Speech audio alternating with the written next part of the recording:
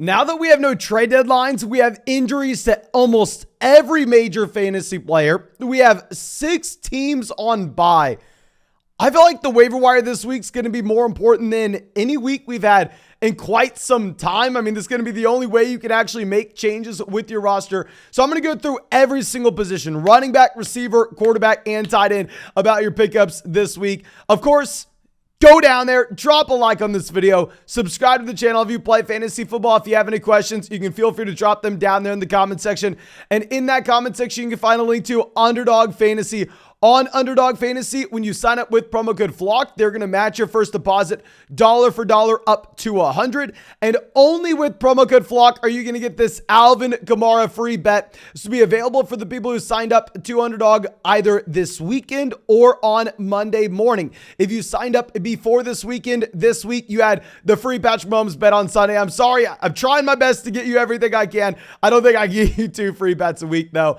But I think that should be it. Of course, you can find that link in the description, the comment section, available in damn near every state. Let's go through, let's dive into our first option here, which will be Cam Akers. With Cam Akers, I mean, I told you so, I told you so, I told you so. I told you should have drafted him in the 5th round this year. Like, I'm finally being proven right.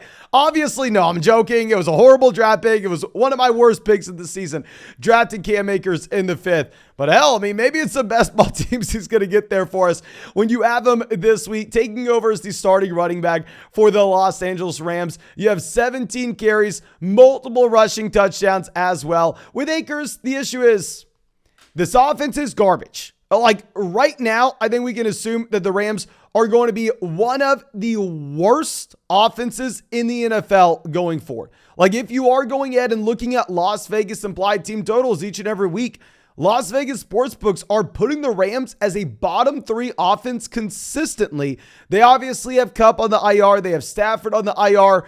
This is a team that's playing for nothing at this point. This is a team that's playing for 2023.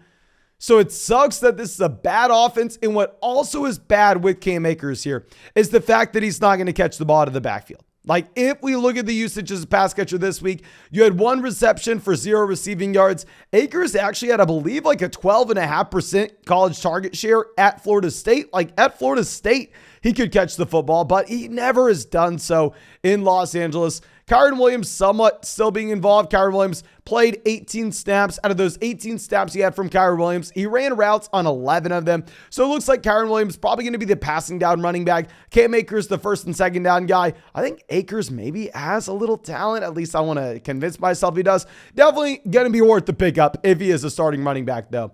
Now, going over to a running back that was on the waiver wire video last week, we'll be brief with them. Zonovan Knight. I am sorry if I told you to bench him this week.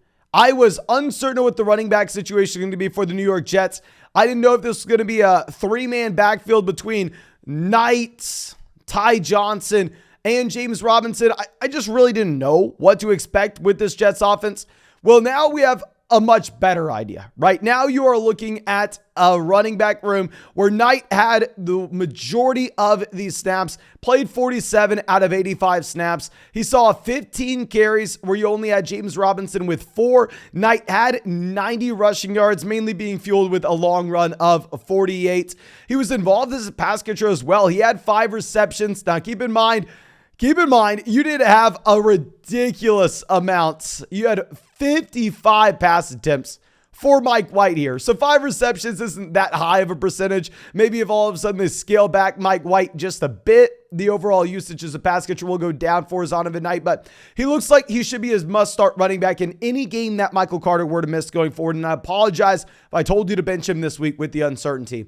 But going over to our next spot is super painful. Y'all know my 2 most drafted running backs in fantasy this year. Josh Jacobs 1, Kenneth Walker 2. Kenneth Walker going down means we have to pick up DJ Dallas. DJ Dallas was the clear backup running back here for Kenneth Walker, where DJ Dallas played 32 snaps compared to Tony Jones at 23. With DJ Dallas, he had 10 carries, 37 rushing yards. Wasn't phenomenal. I mean, if you're looking at what he had as a pass catcher, he didn't catch a single ball in the backfield, but we've seen in years past that DJ Dallas has been an effective passing down running back. So I think that this will be something that changes going forward. I think that DJ Dallas will be a running back that can actually draw targets out of the backfield. But even if we didn't see it this week, we don't have the confirmation at this point of what this ankle injury is going to extend for Kenneth Walker. We don't know if this is going to be a month-long injury, a week-long injury, or a season ending. We are going to have to sit here. We are going to have to wait for an updated report on Kenneth Walker that should come out early in the week. Of course, we'll be updating everybody in the live streams we'll have every night. But going over to San Francisco, I mean, we didn't talk about picking up a backup running back for the 49ers last week. I know a lot of people were worried about Christian McCaffrey's lingering knee. A lot of people were worried when you had Elijah Mitchell going down. We had a bunch of people running to grab Tyrion Davis-Price, running to grab Jordan Mason. We wanted to sit here and just kind of wait to see what happened. Wait to see who the running back 2 is going to be. Now we have confirmation. Jordan Mason not only has an elite name, but at the same time is going to be the clear running back 2 behind Christian McCaffrey here. He had 8 carries, 51 rushing yards this past week. I mean, with Jordan Mason, of course, he's not going to get involved as a pass catcher when you have a healthy Christian McCaffrey.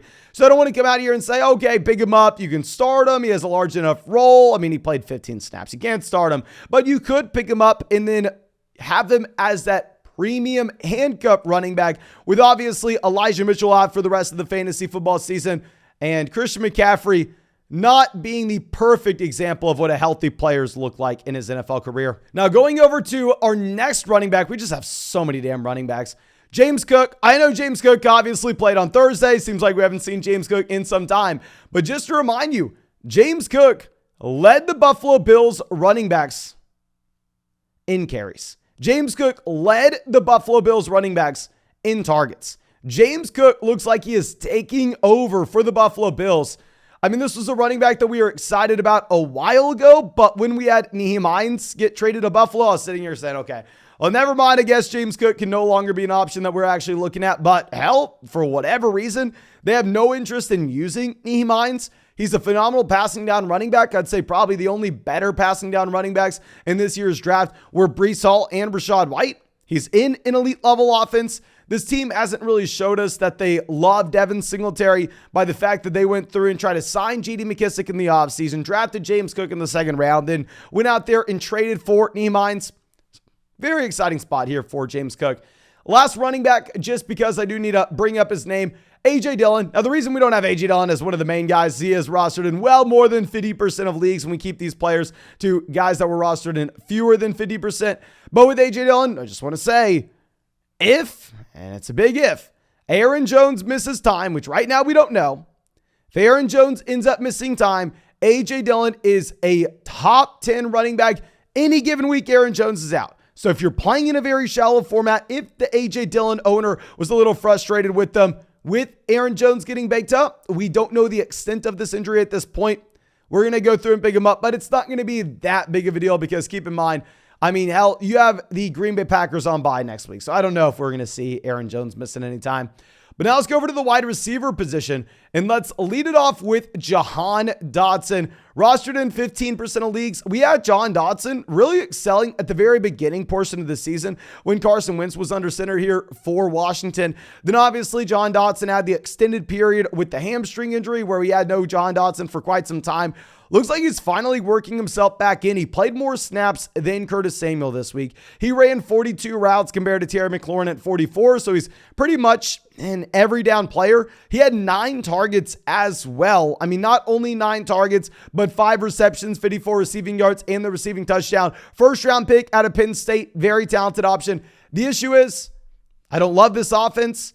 And while, yeah, there was a lot of passing volume to come around this week, it was because this game went to overtime and Taylor Heineke was dropping back over and over and over again. When the passing volume comes down for this offense, I think Jahan Dotson will be a little bit less appealing than he is now, but still 100% someone that you should pick up off the waiver wire. Now let's go over and let's look at Jameson Williams. With Jameson Williams rostered in 47% of leagues, I know it maybe seems like it's a little too late to include him on a waiver wire video. Hell, we had him last week. Just want to make sure we are all on the same page. You should not have expected much for Jameson Williams in his NFL debut. Now, keep in mind, yes, I was expecting more than 8 snaps. Okay, I was expecting more than 8 snaps, if I'm going to be completely honest with you. But still, this is a wide receiver that there's no reason to rush him out. You boat race the Jacksonville Jaguars. Maybe if it was a more competitive game, Jameson Williams would have played more. I think we get him continuing to expand his role as the season goes on. I will reiterate my previous stance, though, in that Jameson Williams, I believe, is going to be a much better real-life receiver with his field-stretching ability than a fantasy football receiver with Amon-Ra St. Brown taking the targets close to the line of scrimmage. Now let's go over to the tight end position, and let's look at another rookie. We actually have a couple of rookies. Let's go Greg Dulcich. Now with Greg Dulcich, this is a tight end I'm not in love with because A, I don't think he's a phenomenal talent, and B, it's one of the worst offenses in the NFL. I mean, right now, this past week, the Denver Broncos had the lowest implied team total according to Las Vegas sportsbooks in the NFL. I think they were probably pretty damn accurate with that line. If we are going to be looking at what we could expect from this Denver Broncos offense, we don't have Courtland Sutton. We don't have Jerry Jeudy. We don't have KJ Hamler. We don't have Tim Patrick. Who do you have? You have a tight end. And that's it. So even if Russell Wilson can't throw a passing touchdown, even if Russell Wilson, can't get to 200 passing yards, I don't know what to say. You got to throw the ball to someone. Greg Dulcich this past week had 8 targets, 6 receptions, 85 receiving yards. And we know the tight end position is just horrendous at this point. Now, going over to the Giants, Daniel Bellinger comes in, has a respectable performance. He sees 5 targets, 5 receptions, 24 receiving yards. I know it's not, mind-blowing here by any means, but he plays 64 out of 66 snaps. He runs 33 out of 40 routes, so he's pretty much an every down tight end. We also know that the New York Giants are in a very comparable situation where, maybe the Giants' offense isn't phenomenal, but at the end of the day, when you have absolutely nobody at wide receiver to go with, what else are you going to do? What else are you going to do here unless you're going and hitting the tight ends, unless you really think that you may get 30% of this team's target share going over in the direction of Darius Slayton, which I can tell you is probably not happening. Now, our last guy, I do want to bring up a streaming quarterback just because we have 6 teams on bye, so I'd imagine that maybe you have to go through and pick up a streaming option. Jared Goff should be in a good spot. Jared Goff, great matchup. And with Goff, he's been pretty damn good this season. Obviously, the Lions are losing. Not as of late, but still. Lions have a losing record that's almost entirely due to their defense. If you're looking at the amount of points the Lions have been putting up, they've been pretty damn good. And that's been in the context of DeAndre Swift getting injured earlier this season, Jameson Williams missing the essentially entire year, DJ Chark getting injured earlier this season. Now that you have DeAndre Swift looking fully healthy, Jameson Williams back in this offense, DJ Chark back in this offense, and Amon-Ra St. Brown fully healthy, plus a very good matchup for Jared Goff this week. I'm not going to fault you whatsoever if you wanted to go through and play Jared Goff here. But I think that's all we have for this video. Of course, if you enjoyed it, please go down there, drop a like, subscribe to the channel if you play fantasy football. If you have any questions, feel free to go down there and drop them in that comment section. And in that comment section, you can find a link to Underdog Fantasy. When you sign up for Underdog Fantasy and use promo code FLOCK, they're going to match your first deposit dollar for dollar up to $200. And only with promo code FLOCK are you going to be able to get this free Alvin Kamara bet for Monday night. Now, keep in mind, if you signed up before Friday this week, you already got the free Patrick Mahomes bet if you use promo code FLOCK. So I'm sorry you're not going to get multiple free bets in a given week. But if you signed up to Underdog this weekend or you signed up to Underdog on Monday morning, you should be able to get this Alvin Kamara free bet on Monday night, which I am very excited to be able to get you. But I think that should be it, of course. Find the link in the comment section, find it in the description. I appreciate you. I really hope you have a great day, and I really hope we get to see you out in the live stream tonight.